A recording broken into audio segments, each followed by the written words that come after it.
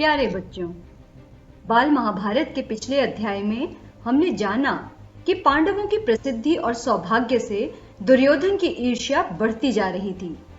उसी के चलते दुर्योधन अपने मामा शकुनी की सहायता से पांडवों का राज्य और वैभव छीनने की योजना बनाता है। आज की कहानी चौसर का खेल व द्रौपदी की व्यथा में कौरवों की योजना के बारे में जानेंगे। तो सुनते हैं कहानी चौसर का खेल और द्रौपदी की व्यथा। धृतराष्ट्र की बात मानकर विदुर पांडवों के पास आए। उनको देखकर महाराज युधिष्ठिर उठे और उनका यथोचित स्वागत सत्कार किया। विदुर आसन पर बैठते हुए शांति से बोले, हस्तिनापुर में खेल के लिए एक सभा मंडप बनाया गया है जो तुम्हारे मंडप के समान ही सुंदर है। राजा धृतराष्ट्र की ओर से उसे देखने चलने के लिए मैं तुम लोगों को न्योता देने आया हूं। राजा धृतराष्ट्र की इच्छा है कि तुम सब भाइयों सहित वहां आओ, उस मंडप को देखो और 2 हाथ चौसर भी खेल जाओ। युधिष्ठिर ने कहा, चाचा जी, चौसर का खेल अच्छा नहीं है, उससे आपस में झगड़े पैदा होते हैं। समझदार लोग उसे पसंद नहीं करते हैं, लेकिन इस मामले में हम तो आपके ही आदेशानुसार चलने वाले हैं। आपकी सलाह क्या है? विदुर बोले, यह तो किसी से छिपा नहीं है कि चौसर का खेल सारे अनर्थ की जड़ होता है।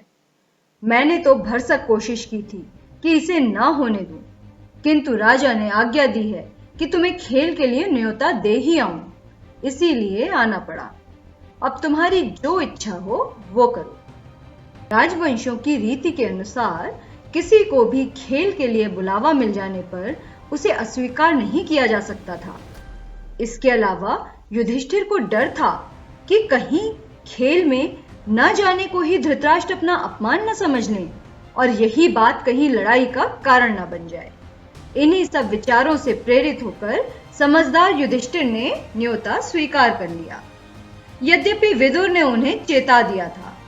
युधिष्ठिर अपने परिवार के साथ हस्तिनापुर गए। नगर के पास ही उनके लिए एक सुंदर विश्राम गृह बनाया था। वहां ठहरकर उन्होंने आराम किया। अगले दिन सुबह नहा धोकर सभा मंडप में जा पहुंचे। कुशल समाचार पूछने के बाद शकुनी ने कहा, युधिष्ठिर, खेल के लिए चौपड़ बिछा हुआ है, चलिए 2 हाथ खेल ले। युधिष्ठिर बोले, राजन, यह खेल ठीक नहीं है। बाजी जीत लेना साहस का काम नहीं है। जुआ खेलना धोखा देने के समान है। आप तो यह सब बातें जानते ही हैं। वह बोला, आप भी क्या कहते हैं महाराज? यह भी कोई धोखे की बात है? हाँ, यह कहिए कि आपको हार जाने का डर लग रहा है।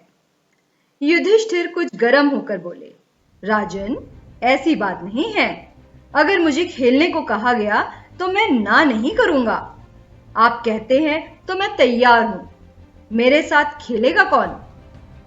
दुर्योधन तुरंत बोल उठा, मेरी जगह खेलेंगे तो मामा शकुनी, किंतु दांव लगाने के लिए जो धन रत्नादि चाहिए वह मैं दूंगा। युधिष्ठिर बोले, मेरी राय यह है कि किसी एक की जगह दूसरे को नहीं खेलना चाहिए। यह खेल के साधारण नियमों के विरुद्ध है। अच्छा, तो अब दूसरा बहाना बना लिया, शकुनी ने हंसते हुए कहा। युधिष्ठिर ने कहा, ठीक है, कोई बात नहीं, मैं खेलूंगा। और खेल शुरू हुआ। सारा मंडप दर्शकों से खचाखच भरा हुआ था। द्रोण, भीष्म, कृप, विदुर, धृतराष्ट्र जैसे वयोवृद्ध भी उपस्थित थे। वे उसे रोक नहीं सके थे। उनके चेहरों पर उदासी छाई हुई थी। अन्य कौरव राजकुमार बड़े चाव से खेल को देख रहे थे। पहले रत्नों की बाजी लगी, फिर सोने चांदी के खजानों की, उसके बाद रथों और घोड़ों की। तीनों दांव युधिष्ठिर हार गए। शकुनी का पासा मानो उसके इशारे पर चलता था। खेल में युधिष्ठिर बारी बारी से अपनी गायें, भेड़, बकरियां, दास, दासी, रथ, घोड़े, सेना, देश, देश की प्रजा सब खो बैठे।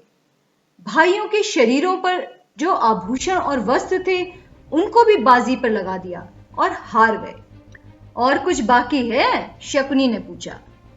यह सांवले रंग का सुंदर युवक मेरा भाई नकुल खड़ा है, वह भी मेरा ही धन है, इसकी बाजी लगाता हूं। चलो, युधिष्ठिर ने जोश के साथ कहा। शकुनी ने कहा, अच्छा तो यह बात है, तो यह लीजिए, आपका प्यारा राजकुमार अब हमारा हो गया।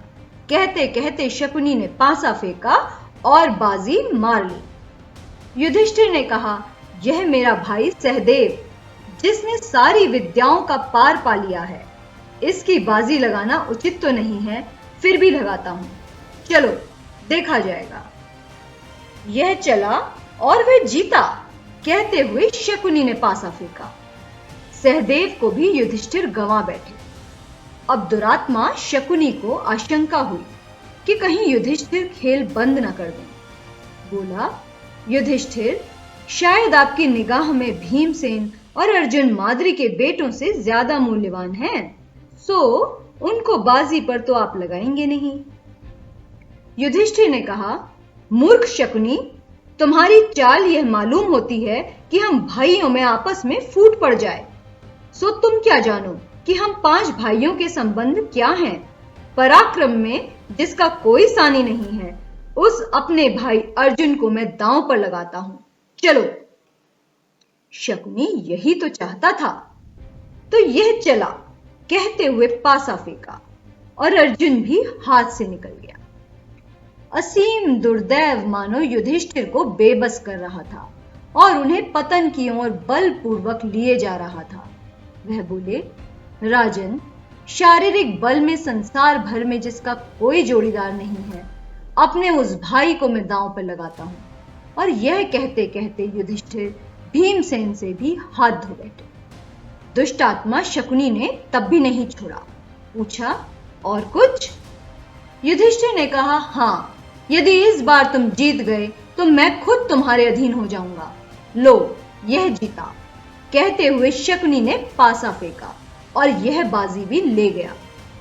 इस पर शकुनी सभा के बीच उठ खड़ा हुआ और 5 पांडवों को एक एक करके पुकारा और घोषणा की कि वे अब उसके गुलाम हो चुके हैं।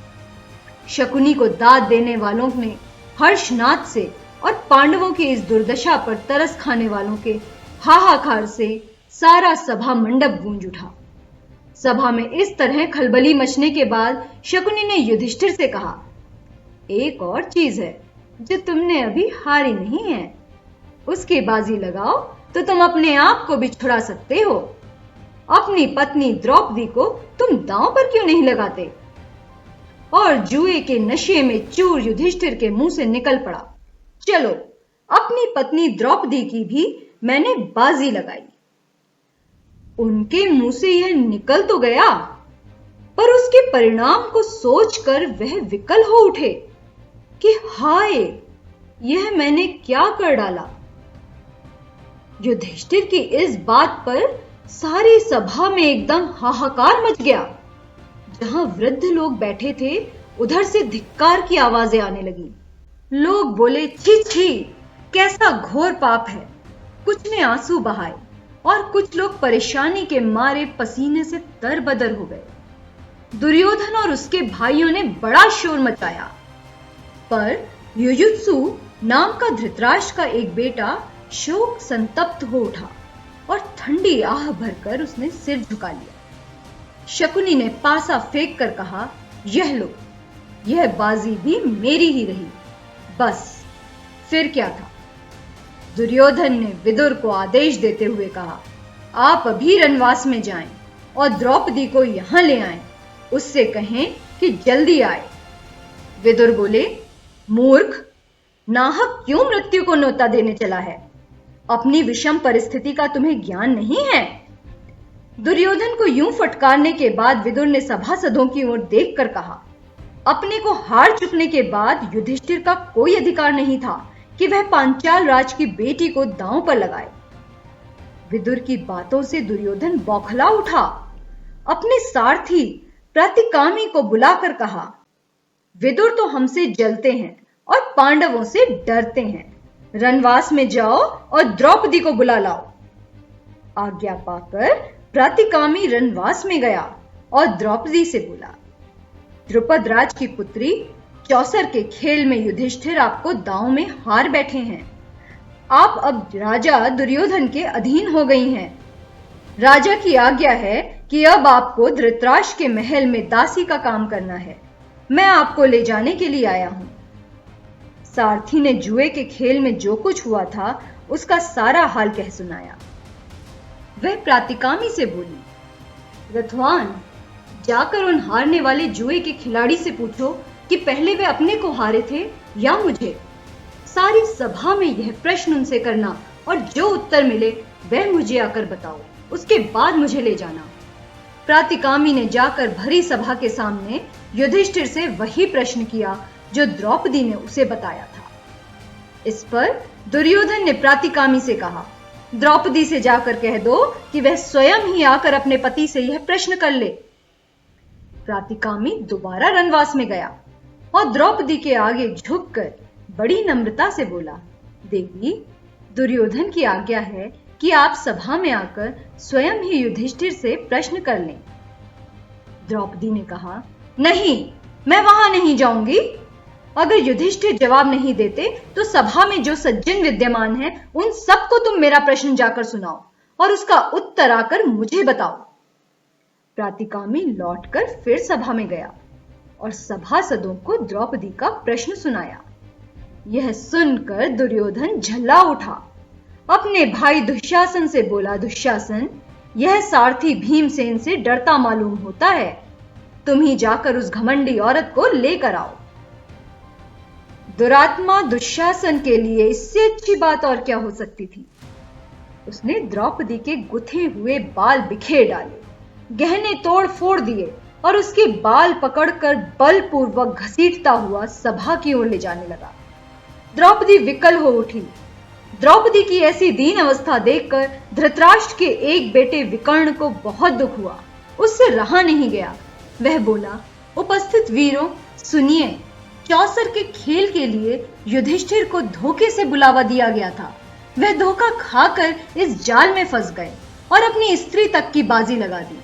यह सारा कार्य न्यायोचित नहीं है। दूसरी बात यह है कि द्रौपदी अकेले युधिष्ठिर की ही पत्नी नहीं है, बल्कि पांचों पांडव की पत्नी है। इसीलिए उनको दांव पर लगाने का अकेले युधिष्ठिर का कोई हक नहीं था। इसके अलावा खास बात यह है कि एक बार जब युधिष्ठिर खुद को ही दांव में हार गए थे तो उनको द्रौपदी की बाजी लगाने का अधिकार ही क्या था। मेरी एक और आपत्ति यह है कि शकुनी ने द्रौपदी का नाम लेकर युधिष्ठिर को उसकी बाजी लगाने के लिए उकसाया था। लोगों ने चौसर के खेल के जो नियम बना रखे हैं, यह उनके बिल्कुल विरुद्ध है। इन सब बातों के आधार पर मैं इस सारे खेल को नियम विरुद्ध ठहराता हूं। मेरी राय में द्रौपदी नियम पूर्वक नहीं जीती गई है। युवक विकर्ण के भाषण से वहां उपस्थित लोगों के विवेक पर से भ्रम का पर्दा हट गया। सभा में बड़ा कोलाहल मच गया। यह सब देखकर कर्ण उठ खड़ा हुआ और क्रुद्ध होकर बोला, विकर्ण, तुम अभी बच्चे हो। सभा में इतने बड़े बूढ़ों के होते हुए तुम कैसे बोल पड़े? तुम्हें यहां बोलने और तर्क वितर्क करने का कोई अधिकार नहीं है। यह देखकर दुशासन द्रौपदी के पास गया और उसका वस्त्र पकड़कर खींचने लगा। ज्यों-ज्यों वह खींचता गया, त्यों-त्यों वस्त्र भी बढ़ता गया। अंत में खींचते खींचते दुशासन की दोनों भुजाएं थक गई। हांफता हुआ वह थकान से चूर होकर बैठ गया। सभा के लोगों में कपकपी सी फैल गई और धीमे स्वर में बातें होने लगी। इतने में भीमसेन उठा। उसके होंठ मारे क्रोध के फड़क रहे थे। ऊंचे स्वर में उसने यह भयानक प्रतिज्ञा की, उपस्थित सज्जनों, मैं शपथ खाकर कहता हूं कि जब तक भरत वंश पर बट्टा लगाने वाले इस दुरात्मा दुशासन की छाती चीर न लूंगा, तब तक इस संसार को छोड़कर नहीं जाऊंगा। भीमसेन की इस प्रतिज्ञा को सुनकर उपस्थित लोगों के हृदय भय के मारे थर्रा उठे। इन सब लक्षणों से धृतराष्ट्र ने समझ लिया कि यह सब ठीक नहीं हुआ है। उन्होंने अनुभव किया कि जो कुछ हो चुका है उसका परिणाम शुभ नहीं होगा। यह उनके पुत्रों और कुल के विनाश का कारण बन जाएगा। उन्होंने परिस्थिति को संभालने के इरादे से द्रौपदी को बड़े प्रेम से अपने पास बुलाया और शांत किया तथा सांत्वना दी। उसके बाद वे युधिष्ठिर की ओर मुड़कर बोले, युधिष्ठिर, तुम तो अजात शत्रु हो, उदार हृदय के भी हो। दुर्योधन की इस कुचाल को क्षमा करो और इन बातों को मन से निकाल दो और भूल जाओ। अपना राज्य तथा संपत्ति आदि सब ले जाओ और इंद्रप्रस्थ जाकर सुखपूर्वक रहो। धृतराष्ट्र की इन मीठी बातों को सुनकर पांडवों के दिल शांत हो गए और यथोचित अभिवादन आदि के उपरांत द्रौपदी और कुंती सहित सब पांडव इंद्रप्रस्थ के लिए विदा हो गए। पांडवों के विदा हो जाने के बाद कौरवों में बड़ी हलचल मच गई। पांडवों के इस प्रकार अपने पंजे से साफ निकल जाने के कारण कौरव बड़ा क्रोध प्रदर्शन करने लगे और दुशासन तथा शकुनी के उकसाने पर दुर्योधन पुनः अपने पिता धृतराष्ट्र के सिर पर सवार हो गया और पांडवों को खेल के लिए एक बार और बुलाने को उनको राजी कर लिया। युधिष्ठिर को खेल के लिए बुलाने को फिर दूत भेजा गया। पिछली घटना के कारण दुखी होते हुए भी युधिष्ठिर को यह निमंत्रण स्वीकार करना पड़ा। युधिष्ठिर हस्तिनापुर लौटे और शकुनी के साथ फिर चौपड़ खेला। इस बार खेल में यह शर्त थी कि हारा हुआ दल अपने भाइयों के साथ 12 वर्ष तक वनवास करेगा और उसके उपरांत 1 वर्ष अज्ञातवास में रहेगा। यदि इस 1 वर्ष में उनका पता चल जाएगा तो उन सबको 12 वर्ष का वनवास फिर से भोगना होगा। इस बार भी युधिष्ठिर हार गए और पांडव अपने किए वादे के अनुसार वन में चले गए। तो बच्चों, ये थी कहानी चौसर का खेल और द्रौपदी की व्यथा। अगले अंक में हम सुनेंगे धृतराष्ट्र की चिंता।